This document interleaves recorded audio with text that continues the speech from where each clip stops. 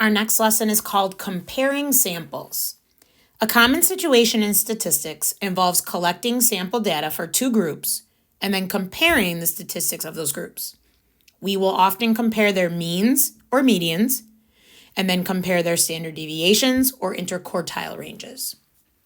The statistics we choose will depend on the shapes of the distributions, which is what we talked to in the prior lesson. So remember, symmetric distributions, you want to use the mean and the standard deviation. Skewed distributions, you want to use the median and the interquartile range. And we'll go over that today as we're comparing. So in exercise 1, a company designs a weight loss drug and decides to test it on two groups. Subjects in Group A exercise daily for 30 minutes. And subjects in Group B exercise daily for 30 minutes and take the drug. So I'm going to emphasize that word and. So they're doing both. The distributions of weight loss for the subjects in each group after 8 weeks is shown below. So Group A is on the top. Group B is on the bottom.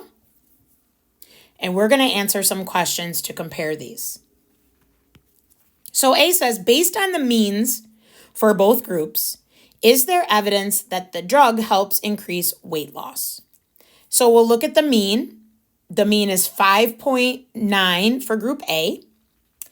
And in Group B, the mean is 7.1. So based on the means, is there evidence that the drug helps increase weight loss? Yes. But we want to talk about the mean comparing them. So yes, because the mean,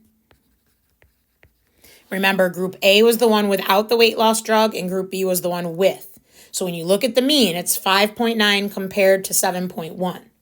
So you might think looking at this that the difference for that, for Group B being higher, is because they're the ones also taking the weight loss drug in addition to exercising. So we'll say yes, because the mean weight loss for Group B is higher by 1.2 pounds to be exact than the mean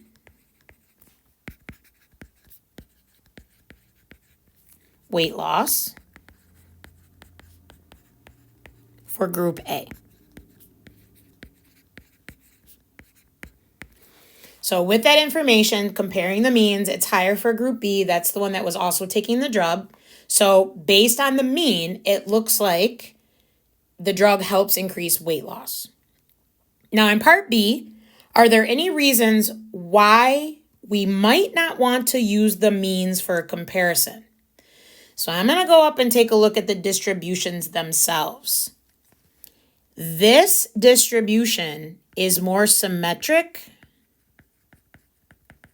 and this one is skewed. So we have a tail to the right.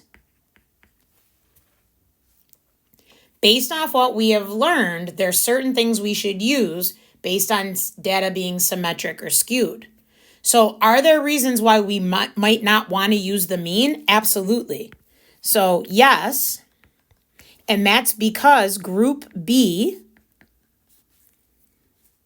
has an outlier, right? Which means, remember, that it's skewed here, which increases the mean.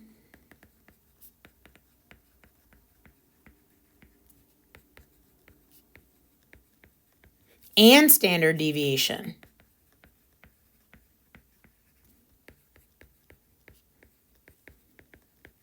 So it looks like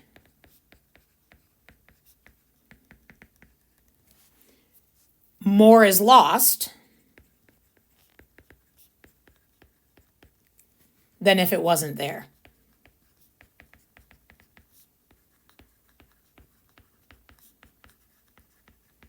So So remember, that outlier, that number that's way off to the right and high, is going to pull the mean up, which is going to make it look like there's more weight loss happening than might actually be happening. So C, how would you characterize the variation within each data set? Is it roughly the same, or is the variation markedly higher in one group than the other? So remember, variation, we're talking IQR and standard deviation. So looking at the standard deviation for each of these, the standard deviation is 4.2 in group A, and it's 6.3 in group B. So it's looking like B shows more variability.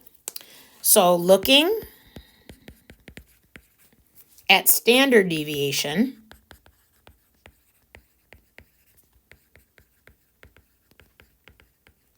group B shows more variability.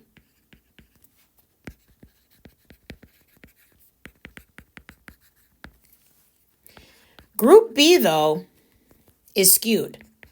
Group B is skewed. So looking at the IQR, which remember is 50% of the data, Q3 minus Q1 would be 50% of the data, right? So looking at the IQR, they are nearly the same. So the variation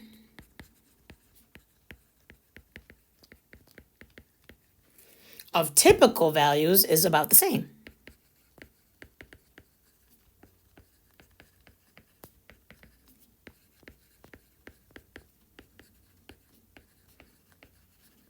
So this question is trying to get at the same thing that A and B did with the variation instead.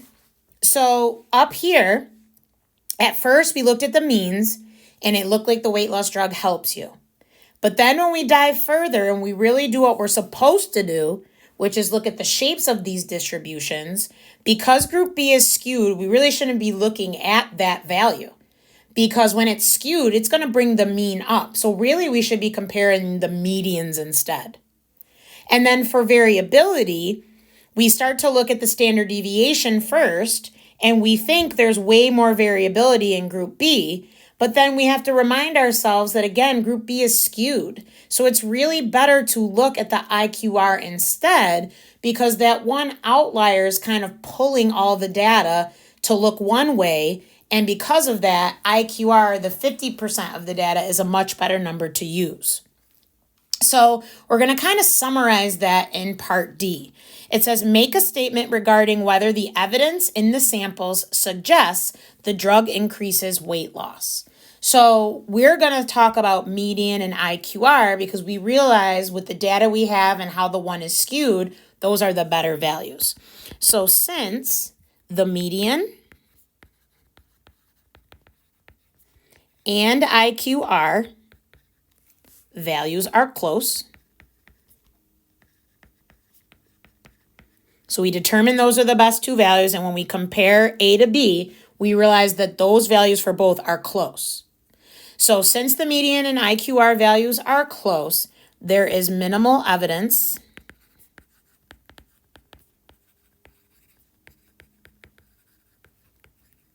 that the weight loss drug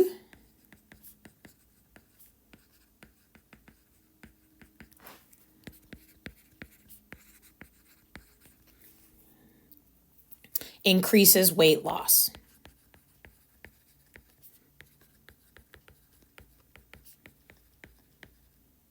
So if you didn't know what you're supposed to use based on symmetric or skewed, you might get this question totally off. You might think it does help and there's larger variability, when in actuality, you should be using the median and the IQR, and then that shows there really isn't that much evidence to prove that that's increasing the weight loss. And the reason we come to this, remember, is because the outlier leads us to believe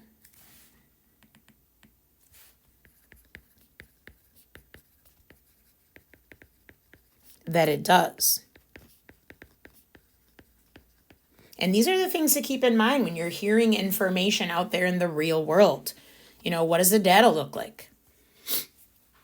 So in exercise 2, we're going to do one more example of comparing, but this time we're going to go back to histograms again. And it says, Ethan is investigating the following question. Is gasoline more expensive in New York than in New Jersey? If you were going on a trip, this might be something you think about. I know that's what I think about when I'm traveling. Like, should I get gas here because I know it's going to be less expensive? Or can I wait because it's going to be about the same price or maybe cheaper where I'm going? So he collects per gallon gasoline costs for 200 gas stations in New York and for 200 gas stations in New Jersey. The distribution of the costs for both states are shown in the histograms below. So you're given all that same information again, right? Mean, standard deviation, median, quartile 1, quartile 3 for both of them. Okay, and it says in part A, construct an interval for both samples that represents all values within 1 standard deviation from the mean. And recall that this would be considered the range of typical values.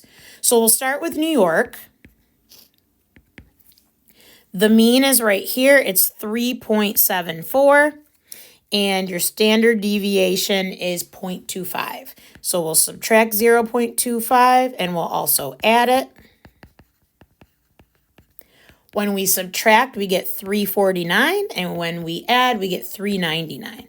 So it's going to be anywhere from $3.49 per gallon to $3.99 per gallon. And then we've got, on the other hand, New Jersey. The mean here is 3.25 and the standard deviation is 0.31. So we'll do 3.25 minus 0.31 and 3.25 plus 0.31. So that gives us 294 and 356. So here it's going to be anywhere from $2.94 to $3.56. And then we can move forward from there because we kind of know what a typical value would be. So B says, is it reasonable, based on the shapes of the two distributions, to use the intervals in A to compare the typical cost of gasoline in two states? Why or why not? So what did we find in A? We were talking about standard deviation. So B is really asking me, is it reasonable to use standard deviation? So remember, I make that decision based on the shape of my distribution. So when I looked at my distributions, to me, they're both basically symmetrical. Not exactly symmetrical, but definitely not skewed. So because they're both symmetrical, then yes, this does make sense to use the standard deviation. So that's what we'll put for B. Yes, because both histograms are symmetrical.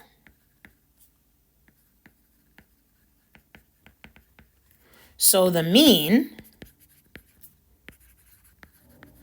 and standard deviation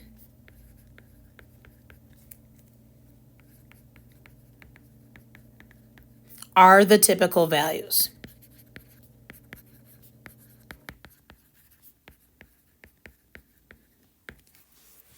So in C, how would you characterize the variation now within each data set? Is it roughly the same, or is the variation markedly higher in one group than the other? So we just said above, they're both symmetric. So for the variability, we should not look at the IQR. That's for skewed. We're going to look at standard deviation because these are symmetrical. So when I look at the standard deviations, 0.25 and 0.31, they're only 6 cents apart. So we're going to say here they are the same because the standard deviation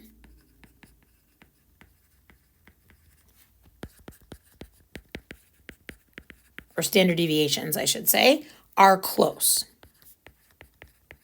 And we'll say only 6 cents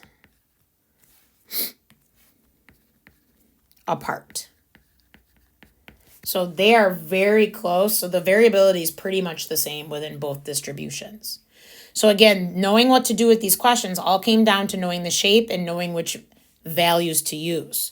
So we'll end with D. Make a statement about what the two distributions tell you about the answer to Ethan's question. So Ethan's question was, is gasoline more expensive in New York than it is in New Jersey? And so now we know what to compare. So now we can say gasoline seems to be more expensive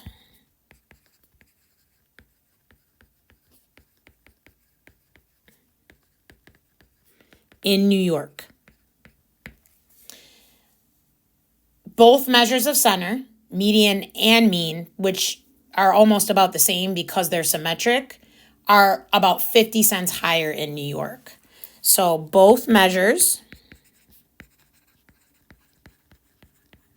of center, mean and median, are about 50 cents. And you can see that when you look at the values up there, the median 373 and 326, the mean 374 and 325. And again, both are looking like they give the same information because they're symmetrical. So they're all about 50 cents higher in New York.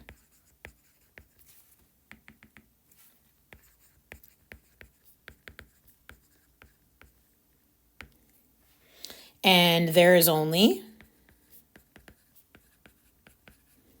a small overlap in typical prices.